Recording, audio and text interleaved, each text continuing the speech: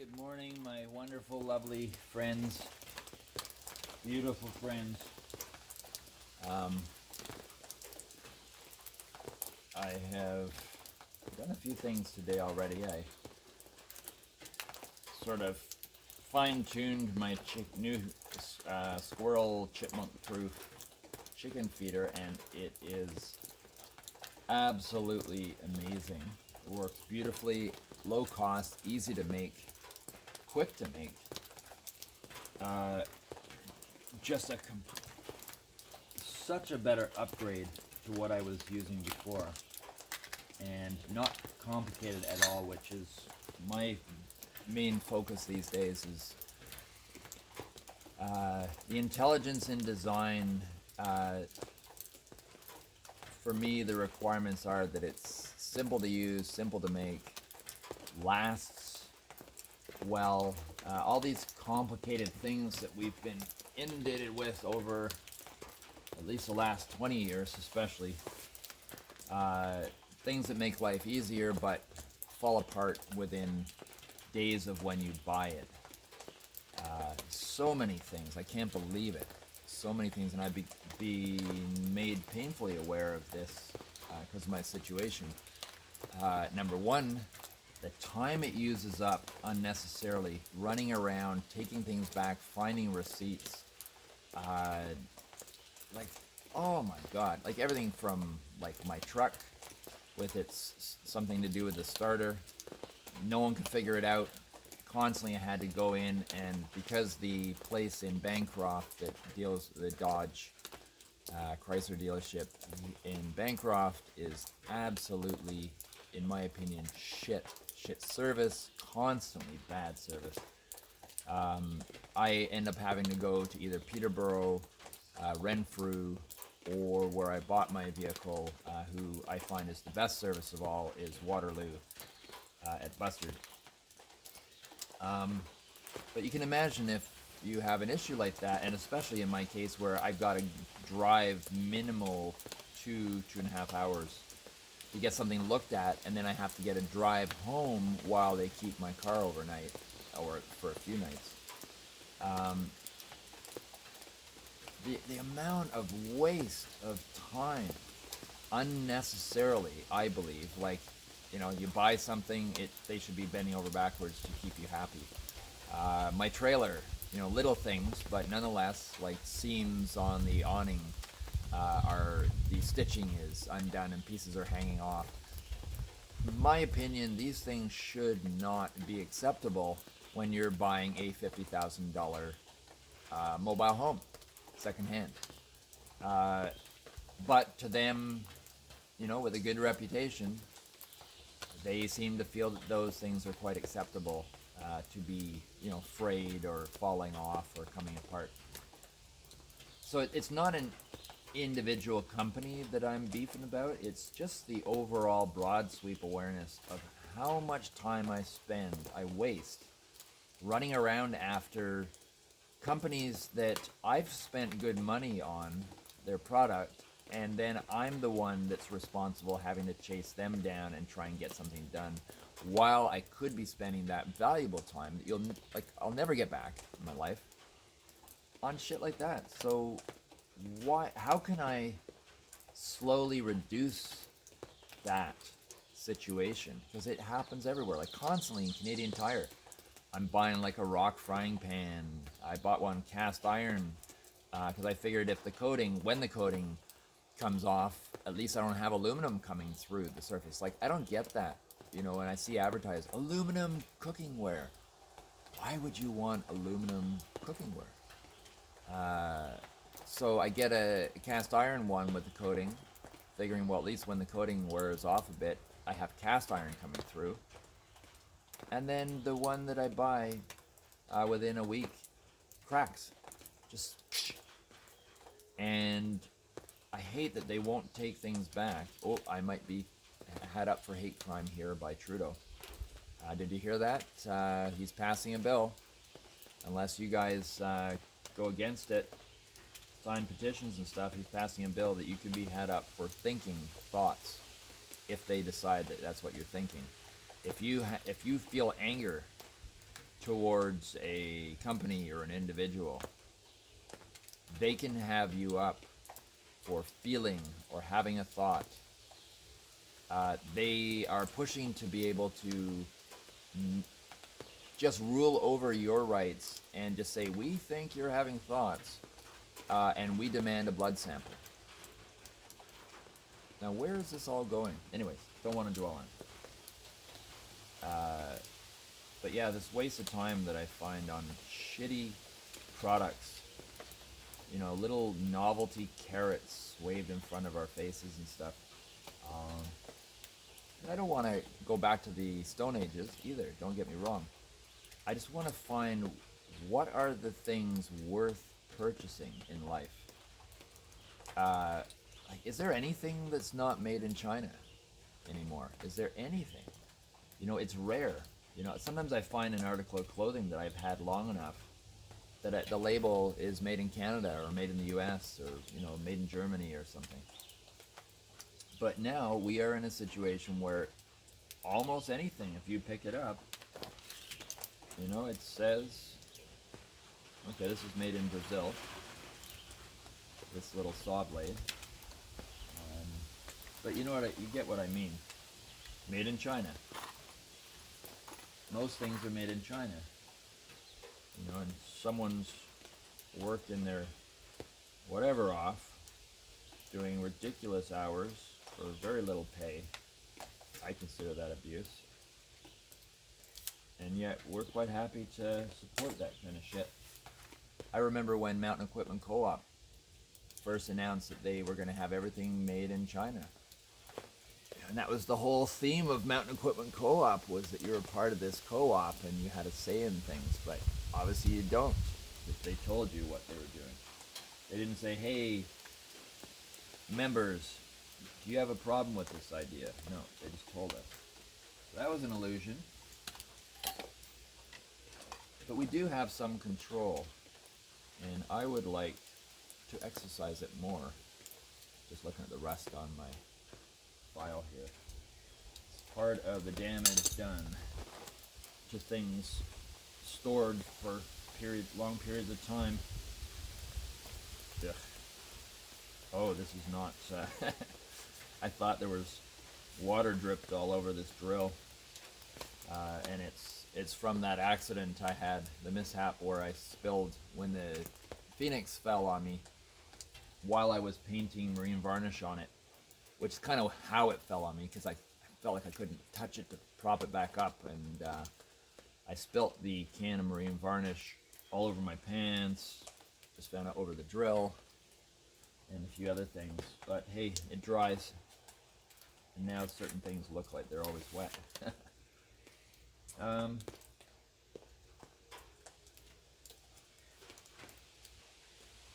I think it's time for a lovely, lovely cup of pine needle tea.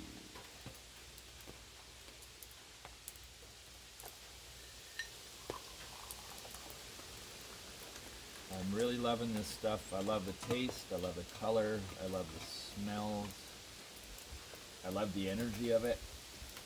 Like, for me, it's seeped in memories and sort of coincidences, let's call them, feel-good feelings. But look at that lovely kind of honey brown amber color, and virtually no pininess in the sense of a negative sense of something that just wouldn't be that enjoyable. It's totally enjoyable in my opinion. It's more citrusy.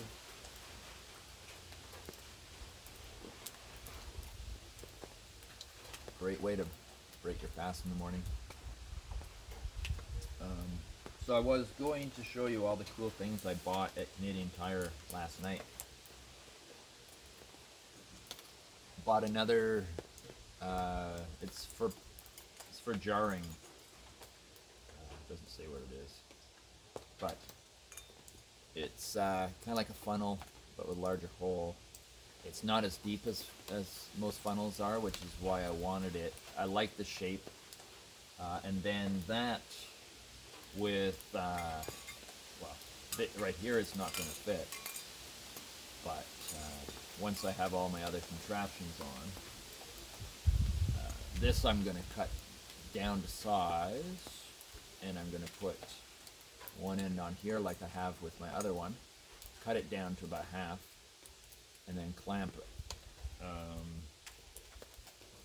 This contraption that I made, because I found something in the plumbing section last time that I used that was all one piece. It was kind of like that, but it was one piece, and I like that the best. But this was what I had until at least I find the other one, or find what it is, so I can ask for them to order one for me.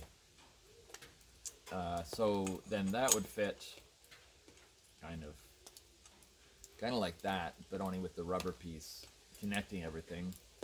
And then I'm gonna cut this off and just make it like a little sink drain there. This is what I did with the other one. And then I have this little sink strainer set. Like, this is more or less duplicating what I've already designed and done. So then that would fit in to strain things, and I can even put a little stopper on for any air. This would be for the liquid section, which has a container. Oh, I had to get another container too for doing the other one, but I have plenty of time for that. So that's my whole P liquid section separator diverter, and then that attaches to a tube, which I think I have more of that mesh strengthened tubing, nylon tubing or whatever. I liked it the most because it kinks less for when I have it traveling into the other section. So I've got most of that there. I got a little kit, bunch of kits of different size bolts, washers, and 3 different sizes of the nuts, because of a few nuts and bolts I need. I was basically spending for little teeny kits the same as I have spent with a whole selection of stuff. And now, next time I need a certain size nut and bolt, I've got enough to last me for quite a while for the same price. So quite often buying in bulk is a much better choice. Just a little whimsical, wacky thing. These were on sale. It's the little light up your toilet bowl thing when you sit on the lid, I think is how it gets activated. Motion activated bathroom light. So we'll see. Yeah, 1 button control to set single color or color rotation. No more blinding midnight lights, stumbling in the dark, missing and making a mess, falling into open toilets. Have you ever fallen into an open toilet? Ooh. Well, I guess, yeah, if the toilet seat is up and you just, in the dark, sit down, yeah, you could kind of, sort of fall into it. 3 AAA batteries not included, made in China.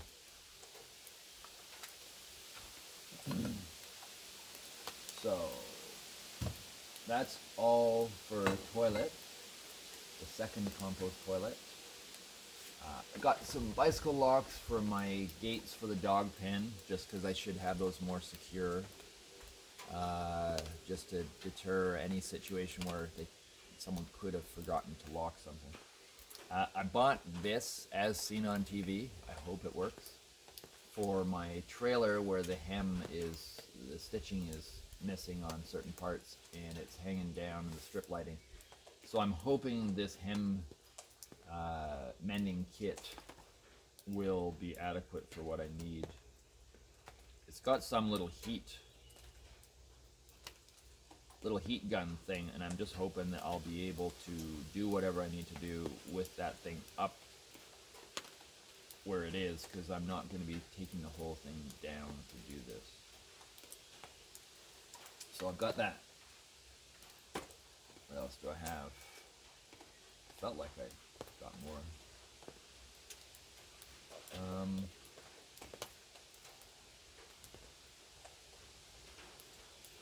Oh, I did get a little paint sample dabber thing for my truck, for a little dent, not dent, but a little chip of paint. I can clean it with alcohol and just touch that up, so that'll be good too. So I will have 2 identical or almost identical composting toilets soon. I'm excited, and I've got 2 little toilet tents, bathroom tents. Phoenix is almost done. I have now a few coats to put on, and I hesitated doing that this morning, doing a coat, because it's so damp out.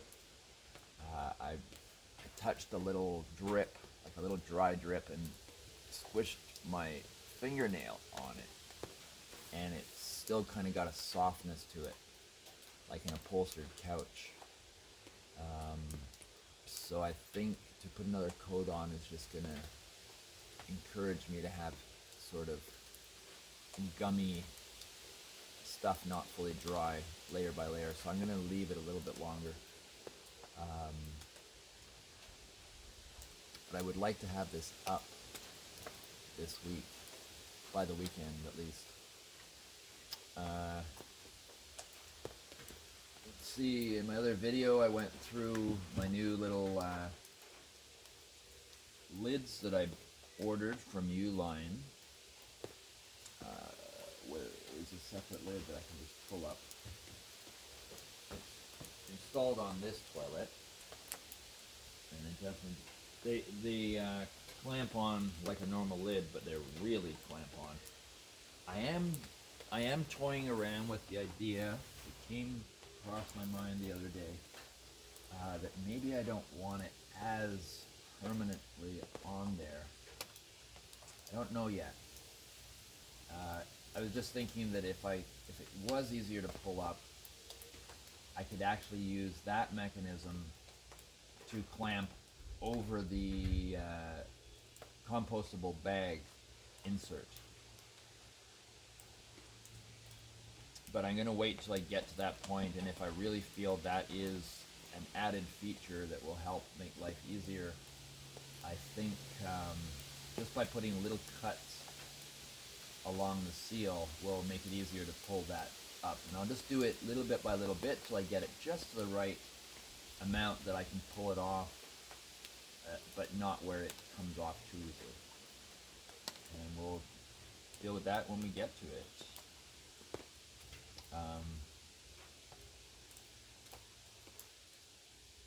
What else do I need to cover here? It is absolutely soaking wet out here. It's humid, sticky. It's been raining all night. But at the moment it just stopped. I have a feeling it's going to be on and off. Kind of means there's not really anywhere dry to sit that much, except for just in here. But it's an exciting day because I really want to get the one toilet done and the other one started, and I want to get my couple of coats on my Phoenix, which maybe I can just twirl this around just for those that haven't seen it. I don't know exactly what you're seeing. I'm just aiming this around at the Phoenix as best I can. But it's starting to look pretty good, I think. I think it'll make the Bancroft news, maybe, when I get it up there. Maybe I'll become known for my Phoenix mailbox in town. But the message I want to, if people talking about it, I want it to be known that there's meaning behind this. It's not just a rooster or whatever. That there's purpose behind it, and hopefully the attitude comes through. The meaning, and that is appreciated. Everyone's been going through challenges, so I think a lot of people can relate, and I really want My philosophy in life is to focus on the positive and using the metaphor of surfing, using every wave as an opportunity to surf and thrive, as opposed to seeing each wave as something that's knocking you down. There will always be challenges in life. The idea that there is no uncertainty is an illusion. Every moment is uncertain. But that's not a negative thing as far as I'm coming to learn. But we have been trained to gravitate towards a certain amount of comfort and recoil from a certain amount of discomfort. And to a large part, there's a lot of good about that, but there's also a lot of bad. Because I feel that we end up recoiling from areas that could teach us a lot, and then we just kind of shrink into complacency and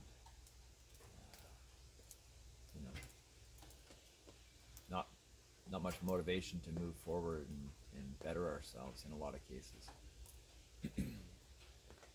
Because we want to stay safe.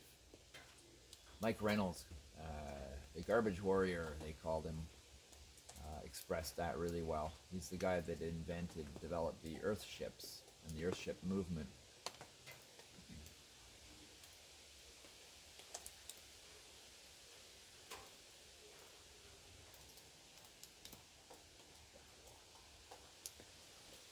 I feel like there was something else I had to show you guys.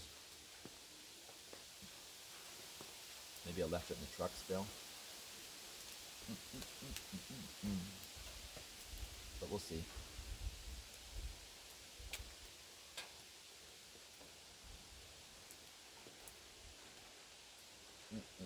Just going through my daily activities. So I have eliminated, and I'm happy about that because it was a lot of work. I've eliminated on my composting toilet this section here, which was to go and still does go, and I reshaped it to fit. But I think now that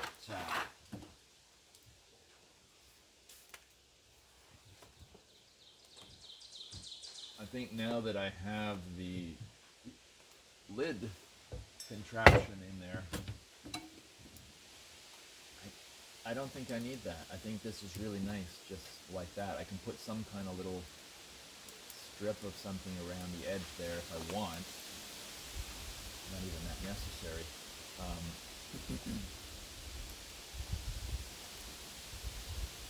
But yeah, I think this is just redundant now, because I can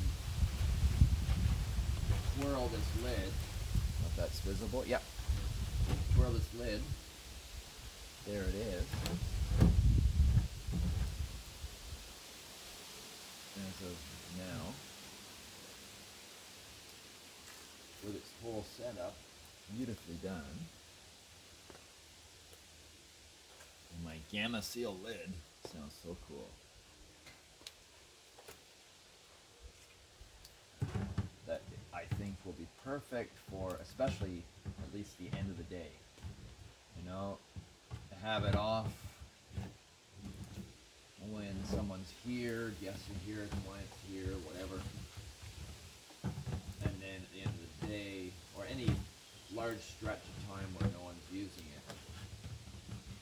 What I have to figure out is, because I need to turn this to screw it on, but I've got to find a way to make the bucket inside stationary, so you don't have to hold the rim as you twist.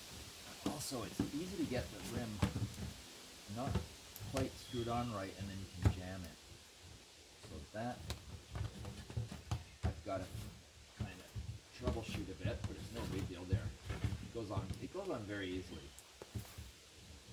But yeah, something that will kind of hold that in place. But I love that seal. I could even put a little rubbery bit here so that when the toilet lid is down there, yeah, it could seal even more if I want. Yeah, I don't like it has this space here, but I don't think it's a bad thing, or at least for now. Or maybe I'll come up with something that's just a little prettier than this. Like it, yeah, it's just not impressing me enough. It does kinda do something.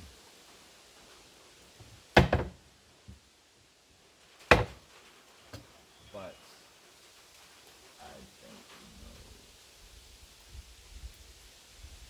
know. Yeah, so this is on the drawing table still.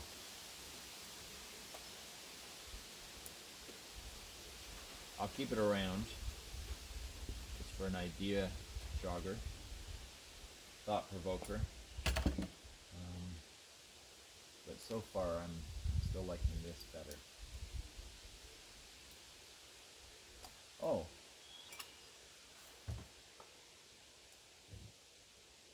What I could do is I could do a cutout of a piece of wood. I'm kind of liking this now. Okay, so I could do a cutout of a piece of wood, but just a thin piece on the edge that comes right down, and I attach it to the toilet seat. So it goes up and down with the toilet seat. That's a possibility. I don't know yet. We'll just see. It's a visual kind of thing more than a functional thing.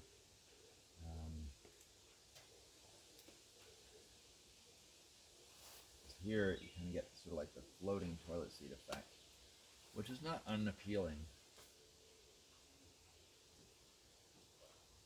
But yeah, I will let that evolve over time while I work on the other parts. Oh.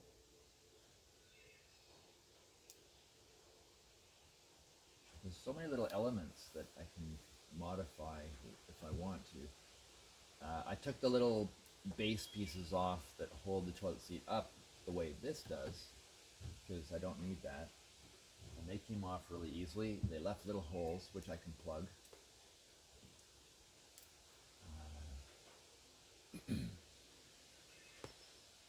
I could even paint a little picture on the lid, or a message.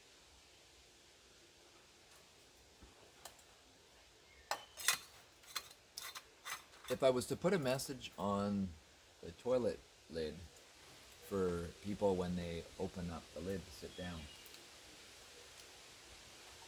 maybe I'll collect comments, ideas of what that message should be.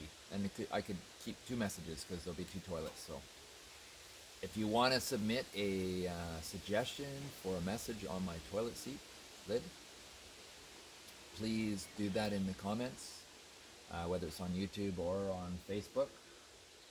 I would definitely welcome those ideas, because if there's a message that I really like, maybe I'll actually include that. That would be very, very cool. Or I may just, maybe that's too tacky or something, and I will just put patterns, dazzle people just before they download. But either way, leave a comment if you have a thought, an idea, submission. There.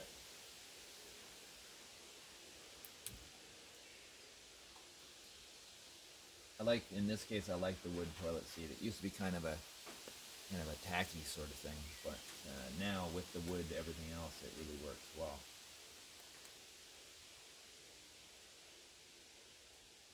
Of course, the price of wood now gone up so much.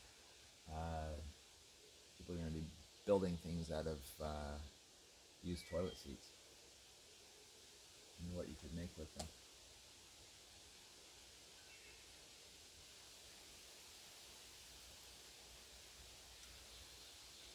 I'm always in hardware stores looking for things that I have no real idea what they're used for. I mean, it's a flexible coupling, so I mean, I know kind of what it's used for, but I'm using it for a slightly different thing.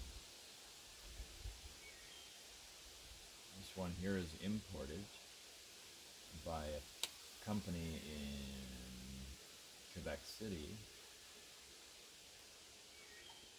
Imported from where? Who knows? Oh, made in Taiwan.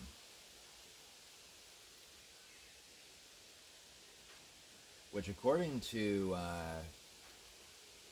just when we first put our house back on the market last year, right at lockdown, that first lockdown, remember, I think it was March, I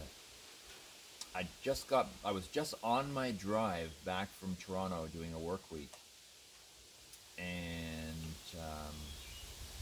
someone wanted to see the house, and I said, no, I need time to recover from my work week, not the next morning. And of course, no one listened, and 5 gentlemen turned up at my door the next morning, and I thought, well, they drove all this way. If they're fine with it, I'll show them around. So these 5 Chinese gentlemen, 3 of them couldn't speak English. The real estate agent could, of course, and the contractor could. So I talked to them. Really, really nice guys, very polite, gentle beings. But they disclosed to me that they were looking for places at a good deal, and timing was not by accident right when lockdown happens, and evidently this happens a lot in different countries as well. But basically, they knew there was a fallout, they knew there was a panic at that point. They felt that there was a good chance a lot of people might be selling quick and cheap, and they were out looking. But they did disclose, that's why this came up, Taiwan, that they have a lot of investors in Taiwan. And I don't know a lot about this stuff, but I'm just drawing from what they said. That a lot of rich Chinese live in Taiwan where they own everything, or you know, it's not communist, I guess. At least that's what I extrapolated from that.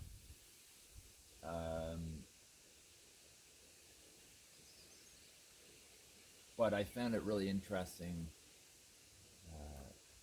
that they were coming through looking for cheap places right during the lockdown, and have it from China, knowing a lot more than we did at that time. So it was definitely a business strategy.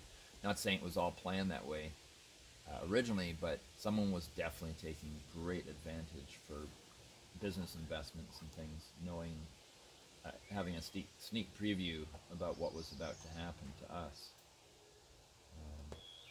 That's the limit of my knowledge of Taiwan. That there are very, very rich Chinese living there, according to these guys.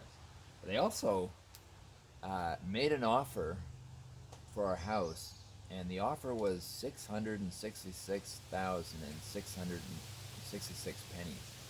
Or no, $666,666, 600, or yeah, like 666,666 all the way down. And I asked my agent if I could have a copy of the offer, just for posterity's sake, but it somehow got misplaced and lost, or didn't get given or something. But I found that really odd, and I looked up Chinese culture, symbolism, and 666, and evidently a lot of them consider it a lucky number. But at the same time, I'm sure they were very aware that for a lot of us, it's an unlucky number. And it definitely had me kind of puzzled at first. Number one, that it was such a low offer. And number two, such an odd number. But needless to say, I didn't even hesitate to toss that one out. I didn't even get back to them for the counteroffer, because it didn't deserve it.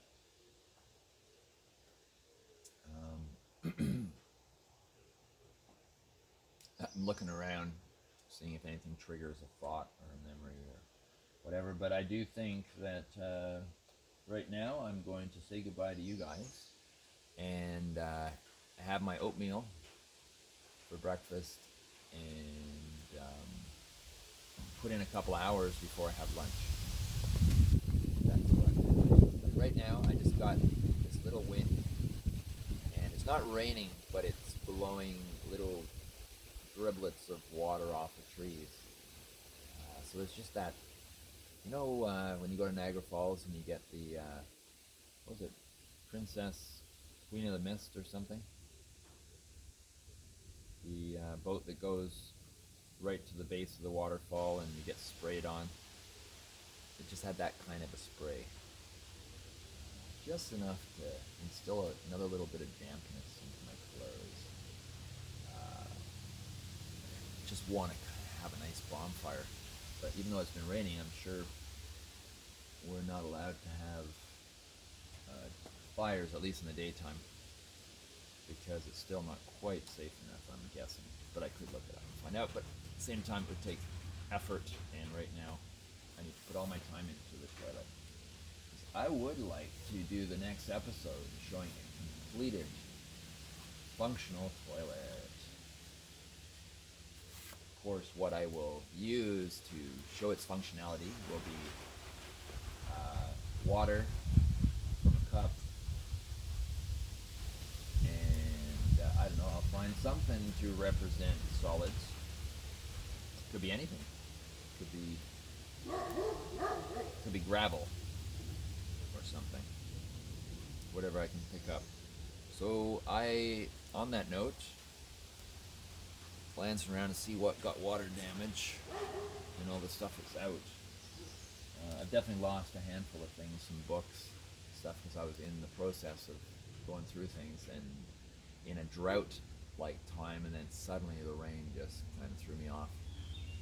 But no big deal, letting go. It's all part of the process. I had some ideas for my Phoenix mailbox, because a lot of people were saying that they think it's going to get wrecked either by a snowplow. That was the main one. In the winter, in the snow banks and stuff. And I thought I can take the wings off for the winter, and I could also do something where I could detach the tail. But rather than go crazy spending all that time doing that now in anticipation, I'm going to wait. And I can always modify it later when the winter is coming closer. Okay. But I do think now, once I get it up, I'm really hoping this thing, the base will be strong enough to hold it up. It's quite this, mailbox Phoenix heavy in this direction, leaning. So I am thinking that I have the other side of the cross beam that the mailbox is on. I could attach even a cable and a stake in the ground just as an added support, I think. Would be the least visible thing to do.